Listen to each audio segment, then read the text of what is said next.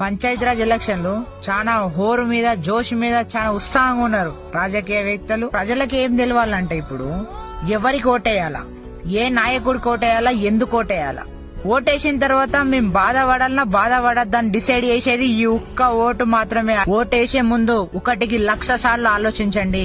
ఎందుకు ఓటేస్తున్నాం, 5 సంవత్సరాలు మా భవిష్యత్తు ఎలా ఉంటుంది, మా పిల్లల భవిష్యత్తు ఎలా ఉంటుంది, దీనివల్ల మీకు ఎంత ఇంపాక్ట్ పడుతుంది అని చెప్పేసి ప్రతి ఒక్కరు ఓటేసే ముందు ఆలోచించాలా.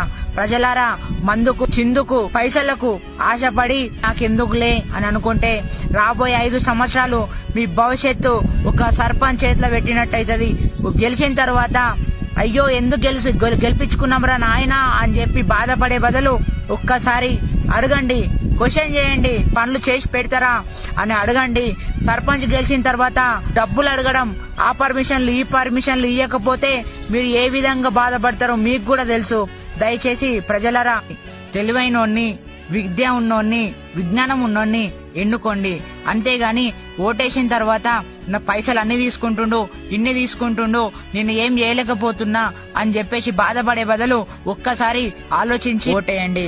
మా కులపోడు, నా దోస్తు, నాకు మేనమామ అవుతాడు, నాకు బాబాయ్ అవుతాడు అని కాకుండా నా అందరికి సమానంగా చూస్తాడా లేదా, ప్రతి ఒక్కరికి హెల్ప్ చేస్తాడా లేదా అని ఆలోచించి ఒక్కసారి మనసు మీద చేతి పెట్టుకుని ఓటేయడానికి వెళ్ళండి.